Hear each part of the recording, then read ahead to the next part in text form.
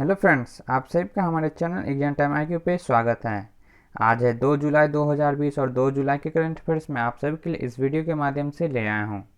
आप सभी इस वीडियो को पूरा देखिए और ध्यान से देखिए, क्योंकि मैं प्रत्येक प्रश्न का एक एक का डिटेल में आंसर बताऊँगा।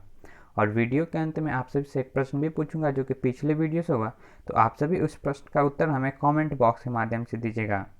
और जो भी फ्रेंड्स अभी तक हमारे चैनल एग्जाम टाइम IQ को सब्सक्राइब नहीं किए हैं तो कृपया सब्सक्राइब भी कर लें, क्योंकि मैं इस चैनल के माध्यम से आप सभी के लिए प्रतिदिन करेंट अफेयर्स पे क्विज अपडेट करता रहता हूँ और आगे भी करूँगा। तो चलिए अब आज का पहला प्रश्न देखते हैं। प्रोग्रामिंग और डाटा साइंस में किस संस्थान ने ऑनलाइन BSc डिग्री प्रदान करने का निर्णय लिया है? ऑनलाइन BSc डिग्री किस क्षेत्र में? तो प्रोग्रामिंग और डाटा साइंस के क्षेत्र में शुरू करेगी IIT Madras. Option number B IIT Madras के द्वारा शुरू किया जाएगा। इसकी घोषणा, इसकी शुरुआत केंद्रीय मानव संसाधन विकास मंत्री रमेश पोखरियाल निशंक ने की। अब जानते हैं इस डाटा साइंस के बारे में। तो यह सिलेबस 3 अलग अलग चरणों में होगा, जिसमें पहला है फाउंडेशन प्रोग्राम, दूसरा है डिप्लोमा प्रोग्राम और तीसरा है डिग्री प्रोग्राम। और इन सिलेबस में छात्रों को भाग लेने के लिए पहले उन्हें क्वालिफाई करना होगा, एक एग्ज़ाम देना होगा। उसके बाद वे सभी इन फाउंडेशन कोर्स के लिए, डाटा साइंस के लिए क्वालिफाई करेंगे। आगे बढ़ते हैं, अगला प्रश्न देखते हैं। अब राष्ट्रीय चिकित्सक दिवस कब मनाया जाता है? National doctors day. तो नेशनल डॉक्टर्स डे 1 जुलाई को मनाया जाता है प्रत्येक वर्ष। और इस वर्ष 2020 का थीम है लीसन द मोर्टिलिटी ऑफ कोविड-19। क्या है? लीसन द मोर्टिलिटी ऑफ कोविड-19। क्यों मनाते हैं हम सभी से राष्ट्रीय चिकित्सक दिवस? तो यह दिवस मनाने का उद्देश्य चिकित्सकों को धन्यवाद ज्ञापन करना है, क्योंकि जिस समर्पण भाव, प्रतिबद्धता के साथ वे सभी हम सभी लोगों की सेवा करते हैं। और इस कोरोना महामारी के दौर में उन डॉक्टर्स के लिए आदर भाव, धन्यवाद और भी अधिक बढ़ जाता है, क्योंकि वे सभी अपना जान जोखिम में डालकर समाज की सेवा कर रहे हैं।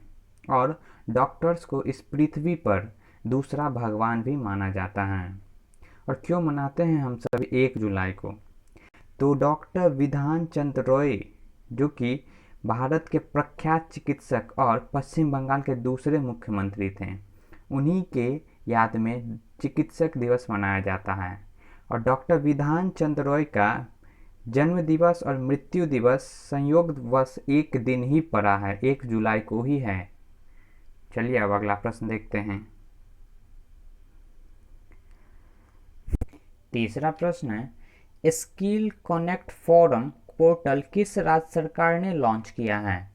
तो कर्नाटक राज्य सरकार ने स्किल कनेक्ट फोरम लॉन्च किया है। क्या है यह पोर्टल? तो यह पोर्टल उपलब्ध नौकरियों के बारे में जानकारी प्रदान करेगा। कोई भी व्यक्ति अपनी योग्यता डॉक्यूमेंट इस पोर्टल पर अपलोड कर सकते हैं, जिससे कोई भर्तीकर्ता ज़रूरत पड़ने पर उनसे नौकरी के लिए संपर्क कर सकेगा। किसके जरिए? तो स्किल कनेक्ट फोरम के जरिए। कहाँ शुरू हुआ है, लॉन्च किया गया है? कर्नाटक में। कर्नाटक की राजधानी बेंगलोर। कर्नाटक के अभी मुख्यमंत्री BS येदुरप्पा और कर्नाटक के अभी राज्यपाल हैं वाजूभाई वाला। बढ़ते हैं आगे। अब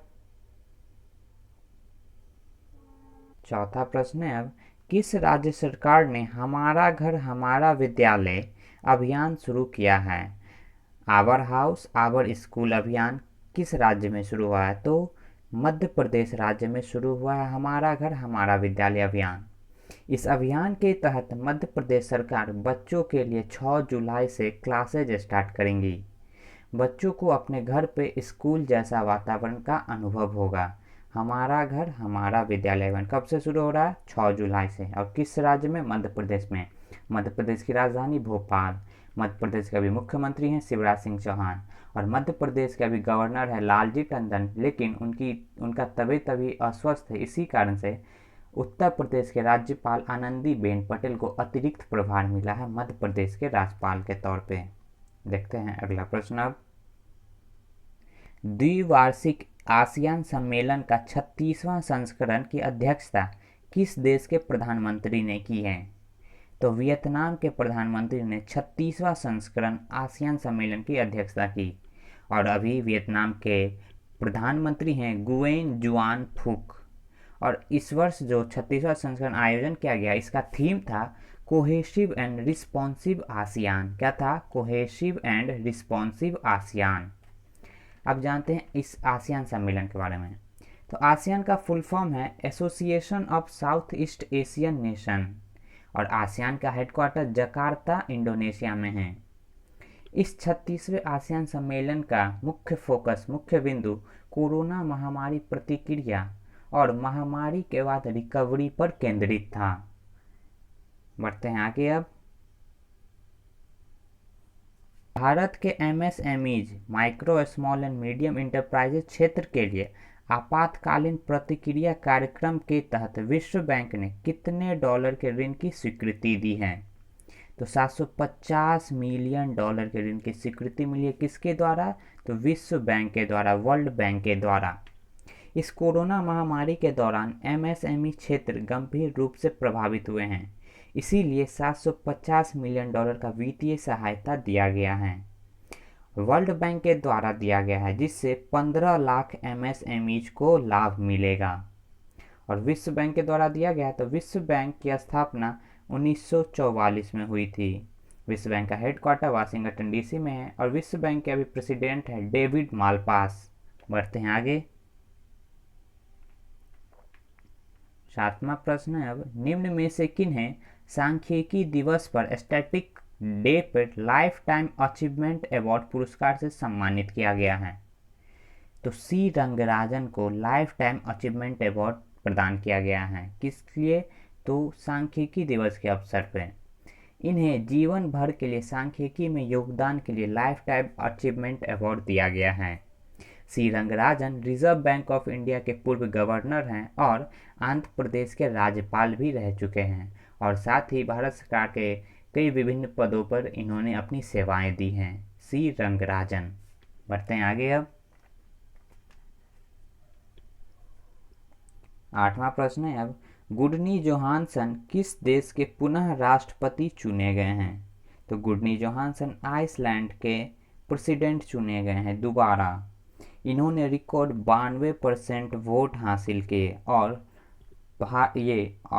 आइसलैंड के राष्ट्रपति चुने गए, दोबारा बने हैं। किस देश के? आइसलैंड। आइसलैंड एक यूरोपियन कंट्री है जिसकी राजधानी रेकजाविक है, और आइसलैंड की करेंसी आइसलैंडिक क्रोना है। आगे बढ़ते हैं। अब प्रश्न है अब, भारत ने किस देश के साथ एलपीजी के लिए संयुक्त उद्यम स्थापित करने के लिए समझौता किया है? तो भारत ने बांग्लादेश के साथ किस क्षेत्र में? तो एलपीजी के लिए संयुक्त उद्यम स्थापित करेगा। इस समझौते पर इंडियन ऑयल कॉरपोरेशन और बांग्लादेश की बांग्लादेश की कंपनी है बेक्सिम को एलपीजी लिमिटेड ने हस्ताक्षर किए हैं। किस किस ने? तो इंडियन ऑयल कॉरपोरेशन और बेक्सिम को एलपीजी लिमिटेड ने। इस समझौते के तहत बांग्लादेश में एलपीजी बिजनेस के लिए 50-50 रेशियो में संयुक्त उद्यम कंपनी की गठन किया जाएगा, स्थापित किया जाएगा 50-50 रेशियो में। और किस देश के साथ? बांग्लादेश के साथ। बांग्लादेश की राजधानी ढाका, बांग्लादेश की करेंसी है टका, और बांग्लादेश के अभी प्रधानमंत्री हैं शेख हसीना। तो ये था हमारा करंट अफेयर्स का क्वेश्चन। अब देखते हैं मैंने जो आपसे कल प्रश्न किया था उसका आंसर। कल का प्रश्न था किल कोरोना अभियान किस राज्य में शुरू किया गया है? तो किल कोरोना अभियान मध्य प्रदेश में शुरू किया गया है। ऑप्शन नंबर डी सही है। इस अभियान के तहत डोर टू डोर सर्वे किया जाएगा। किल कोरोना अभियान 1 जुलाई से शुरू होकर अगले 15 दिनों तक चलेगा मध्य प्रदेश राज्य में। अब देखते हैं आज का प्रश्न आप सभी के लिए। आज का प्रश्न है, विश्व की सबसे बड़ी प्लाज्मा थेरेपी परीक्षण परियोजना कहाँ शुरू किया गया है? इस प्रश्न का आंसर आप सभी को कमेंट बॉक्स के माध्यम से देना है। आप सभी को आज का यह पूरा वीडियो देखने के लिए बहुत बहुत धन्यवाद। आपको यह वीडियो अच्छा लगा हो, आपके लिए हेल्पफुल हो तो अपनी तरफ से एक लाइक कर दीजिए, और यदि चैनल को अभी तक सब्सक्राइब नहीं किया है तो सब्सक्राइब भी कर लें। और फ्रेंड्स, मैंने आप सभी के लिए डिस्क्रिप्शन बॉक्स में व्हाट्सएप नहीं, इंस्टाग्राम और फेसबुक अकाउंट का लिंक दे रखा है। तो आप सभी उस लिंक पे क्लिक करके उस आईडी को, फेसबुक और इंस्टाग्राम आईडी को फॉलो कर लें, क्योंकि मैं उन दोनों के माध्यम से आप सभी के लिए प्रतिदिन करेंट अफेयर्स पे क्विज़ अपडेट करता हूँ। तो आप सभी उस क्विज़ में शामिल हो, पार्टिसिपेट करें, जिससे कि आपके आने वाले एग्ज़ाम के लिए बहुत ही मददगार साबित होगी। That's all from today. Thank you.